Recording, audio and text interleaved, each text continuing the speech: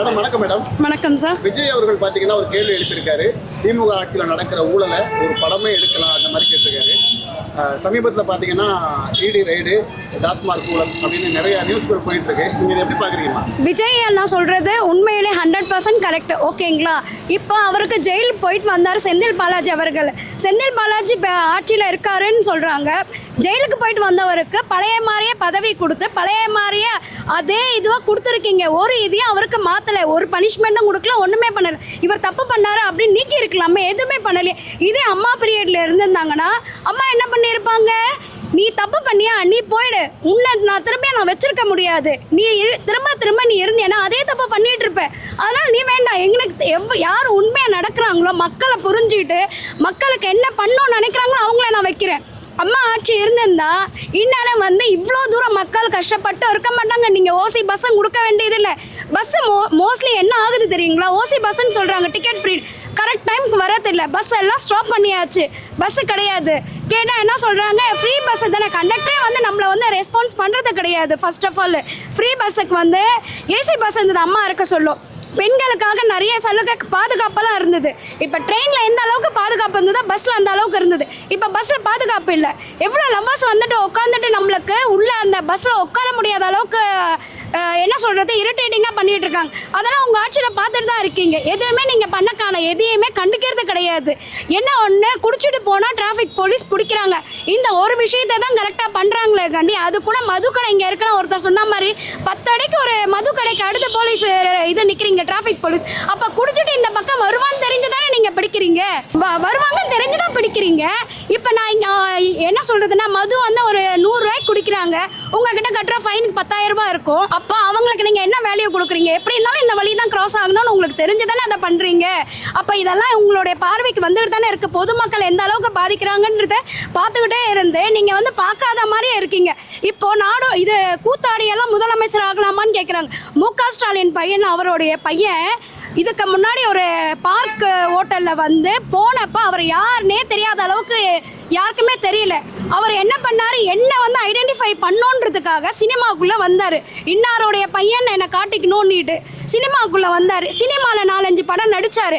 இப்போ நான் பெரிய ஸ்டார்ன்ற மாதிரி காட்டு. இப்போ நீங்களும் அதே கூத்தாடி உள்ள தானே உங்களை ஃபேமஸ் பண்ணிக்கிட்டீங்க. அவர் சிஎம்மோட பையனை உங்களை யாருக்குமே தெரியல இத்தனை வருஷமா. அப்புறம் நீங்கள் மற்றவங்கள ஜட்ஜ் பண்ணுறதுக்கு முன்னாடி நீங்கள் எங்கேருந்து வந்திருக்கீங்க நீங்கள் முதல்ல திரும்பி பார்க்கணும். எல்லாரும் போன வழியில தான் நீங்களும் திரும்ப வந்திருக்கீங்க. நீங்கள் தனித்துவமாக தெரியறதுக்காக நீங்கள் எதுவுமே பண்ணலையே. சிஎம் பண்ணுறாங்க, அவர் என்ன பண்ணுறாரு? நேற்று கூட என்ன சொல்கிறாரு, நாங்கள் ஃப்ரீயாக சாப்பாடு போடுறோம், யூனிஃபார்ம் கொடுக்குறோம், எல்லாம் பண்ணுறோம் அப்படின்னு சொல்கிறாரு. Government school கொடுக்குறேன்றாரு. கவர்மெண்ட் ஸ்கூலுக்கு கொடுக்கறதுக்கு அவங்க அப்பா வீட்டு காசாக கொடுக்குறீங்கன்னு கேட்குறீங்க. எங்கள் அப்பா வீட்டு காசை தானே எங்களுக்கு கொடுக்குறீங்க. எங்ககிட்ட இருந்து வாங்குற வரி பணத்தில் தானே நீங்கள் கொடுக்கு. உங்கள் அப்பா வீட்டு காசே இல்லை, உங்கள் தாத்தா காசே, உங்கள் பெரிய தாத்தா காசே யார்தையும் கொடுக்கல. உங்கள் சொத்துலேருந்து 1 ரூபா மக்களுக்கு கொடுக்கல. மக்கள்கிட்ட இருக்க சொத்தை தான் நீங்கள் சேர்த்து தலைமுறையாக போகிறீங்க. அவருடைய பையனாமா, அதுக்கு அடுத்து அவருடைய பேரனாமா, எல்லாரும் நீங்களே ஜென்ரேஷன் உருவாக்கிட்டு உங்களுடைய ஆட்சியை இருந்துட்டு இருந்தா, அப்போ பின்னாடி வர ஜென்ரேஷன்லாம் அந்த கட்சியில் கீழேருந்து வரவெல்லாம் என்ன பண்ணுறது? அப்படியே உங்களுக்கு தொண்டு செஞ்சுக்கிட்டு இங்கே நீங்கள் கீழே அடிமட்டத்திலே இருங்க, நாங்கள் முன்னேறி நாங்கள் எங்கள் வாழ்க்கையை பார்த்துக்குறோம் அப்படின்றாங்க. ஹிந்தி ஒன்றுன்னு சொல்கிறாங்க, ஹிந்தி திணிக்கக்கூடாது அப்படின்ட்டு. ஹிந்தி வேண்டாம் 3வது மொழியான்ட்டு. கனிமொழி அவங்க பையனை எல்லாருமே அவங்க வீட்டில் இருக்கவங்க, ஸ்டாலின் மருமகெல்லாம் போய் கேளுங்க, நல்லாவே ஹிந்தி பேசுவாங்க. அவங்க குடும்பத்தை சார்ந்த வரைக்கும் எந்த இதுவும் எங்களுக்கு வேண்டாம், மற்றவங்களுக்கு நாங்கள் திணிப்போம், நாங்கள் எல்லாருக்கும் உதாரணமாக இருக்க மாட்டோம் அப்படின்ற மாதிரி தானே வாழ்ந்துட்டு இருக்காங்க. மக்களுக்காக அவங்க வாழலை, மக்களை ஆட்சி செஞ்சு அவங்க வாழ்ந்துட்டு இருக்காங்க. எங்களுடைய வரி பணமோ எங்களுடைய வேர்வையிலையும் மக்களை என்ன சொல்கிறதுனா அடிமைப்படுத்தி நாங்கள் தான் இந்த நாட்டோடைய பெரிய தலை, நீங்கள் நாங்கள் சொல்கிறத நீங்கள் கேளுங்க, இல்லைன்னா இழப்பு உங்களுக்கு தான் அப்படின்ற மாதிரி நடந்துட்டு இருக்காங்க. மிரட்டி ஆட்சி ஆள்றாங்கன்றீங்களா? மிரட்டி ஆட்சி இல்லை, அம்மா இருந்த வரைக்கும் அவங்களால ஒன்றுமே பண்ண முடியல. அம்மா போனதுக்கப்புறம் என்னெல்லாம் அவங்க பண்ணணும்னு இதுக்கு முன்னாடி திட்டங்கள் வச்சுருந்தாங்களோ இப்போ அந்த திட்டத்தை உள்ளே கொண்டு அவங்க செயல்படுத்திட்டு இருக்காங்க. அம்மா இருந்திருந்தா இந்நேரம் பெண்களுக்கு அவங்க சொல்கிற மாதிரி ஒரு போலீஸ் பிங்க் கலர் வேன் போயிட்டு இருந்தது இல்லையா, அம்மா லேடிஸ்க்குன்னு ஸ்பெஷலாக, அது எத்தனை வண்டி இப்போ போயிட்டுருக்கு? அது எத்தனை வண்டி இங்கே இருக்குது? எதுவுமே கிடையாது. சேஃப்டிக்கு அன்னைக்கு கூட ஒருத்தவங்க ஈசிஆரில் ஒன்று கேட்டாங்களே, அதில் என்ன கொடி மாட்டியிருந்தது? அந்த கொடி தான் இருக்கு. அவங்களோட கொடி மாற்ற வண்டியெல்லாம் மாட்டியிருக்க வண்டியெல்லாம் அவங்க தொகுதியில் இருக்கவங்களுக்கு வேணா அவங்களோட கட்சியில் இருக்கவங்களுக்கு எல்லா பெனிஃபிட்டும் கிடைக்கலாம்.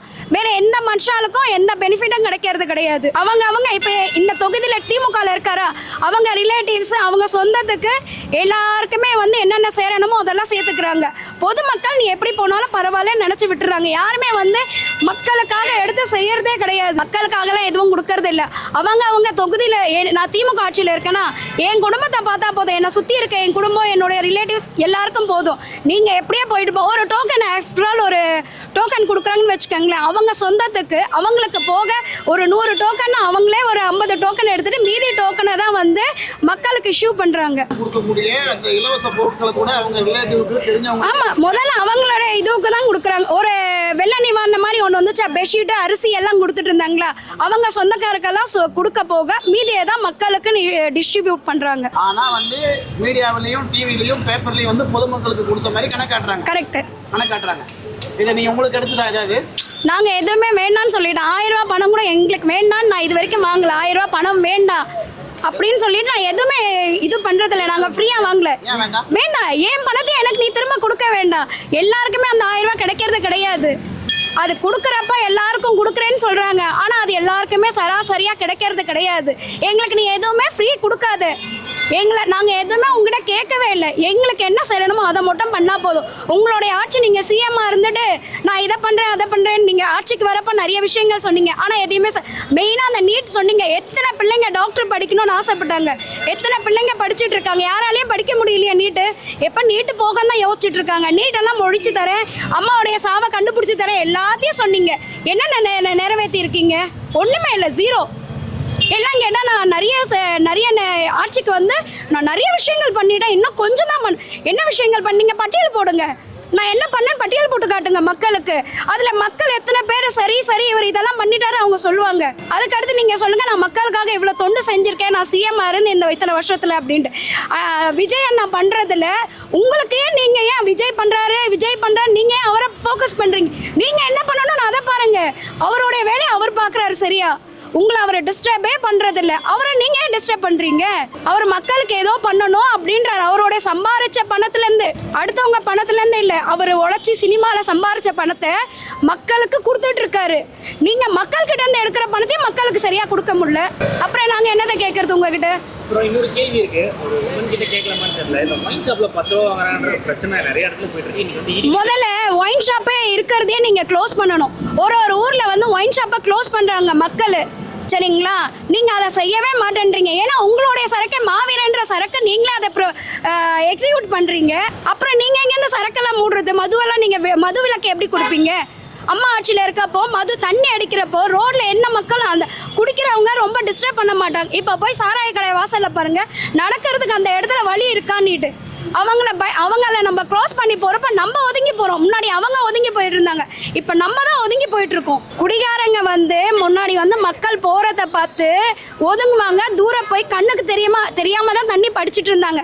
இப்போ என்ன பண்ணுறாங்க, ரோட்லேயே இருந்துட்டு தண்ணி அடிக்கிறாங்க. யார் பார்த்துட்டு போனா என்ன, லேடிஸ் பார்த்துட்டு போனா யார் பார்த்துட்டு போனா, எங்கள் வேலையை நாங்கள் ரொட்டீனாக பண்ணுற மாதிரி தைரியமாக பண்ணுறாங்கன்ற ஒரு பயம் கிடையாது, ஒரு அச்சம் கூட கிடையாது. லேடிஸ்லாம் போகிறாங்களே, பசங்க போகிறாங்க, கற்றுக்குப்பாங்க நம்மளை பார்த்து, அந்த ஒரு இதுவே கிடையாது.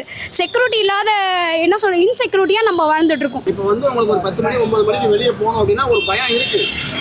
பயம் எல்லார் வீட்லையும் எல்லார் மனசுலையும் இருக்கும். எந்த பொம்பளை பிள்ளைக்கும் எந்த லேடிஸ்க்கும் பயம் இல்லாமல் இல்லை.